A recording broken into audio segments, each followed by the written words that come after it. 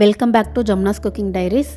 Morning breakfast ரொம்ப ஈஸியாக இருக்கணும், ஃபேமிலி மெம்பர்ஸ்க்கு ரொம்ப ஹெல்த்தியான ஃபுட்டு கொடுக்கணும், அதே நேரம் ஃபுட்டு டேஸ்ட்டாக இருக்கணும், எல்லாருக்கும் பிடிக்கணும் இல்லையா? அப்போ இந்த அடையை ட்ரை பண்ணி பாருங்கள். இதுக்கு 1 கப் அளவுக்கு சோயா எடுத்துக்கலாம்.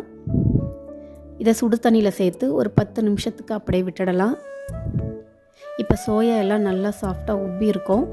தண்ணி எல்லாம் பிழிஞ்சு எடுத்துடலாம். இந்த சோயா சங்க்ஸ் வெயிட் லாஸ்க்கு, பிளட் சுகர் கண்ட்ரோல் பண்ண, டைஜஷனுக்கு, ரத்த சோகை வராமல் தடுக்க, நோய் எதிர்ப்பு சக்தி அதிகரிக்க மட்டும் இல்லை, வெஜிடேரியன்ஸ்க்கு ஹை ப்ரோட்டீன் சோர்ஸ் இந்த சோயா சங்க்ஸ். இதை ஒரு மிக்ஸி ஜாரில் சேர்த்துட்டு இது கூட 2 பச்சை மிளகாய், ஒரு துண்டு இஞ்சி சேர்த்து அரைச்சி எடுத்துக்கலாம்.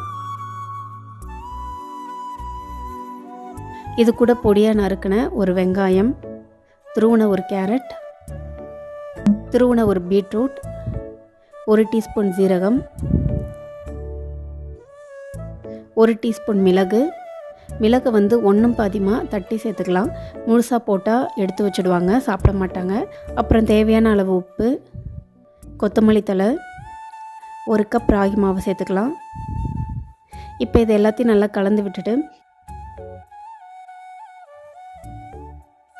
கொஞ்சம் கொஞ்சமாக தண்ணி விட்டு அடமாவு பதத்துக்கு எடுத்துக்கலாம். இப்போ பேனில் எண்ணெய் விட்டு அடையை தட்டி எடுத்துக்கலாம்.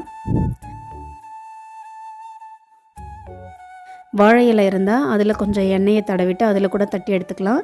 இல்லையா பிளாஸ்டிக் கவரில் எண்ணெய் தடவி அதுலேயும் தட்டி எடுத்துக்கலாம். இப்போ 2 பக்கமும் எண்ணெய் விட்டு வெந்ததும் திருப்பி போட்டு எடுத்துடணும், அவ்வளோதான்.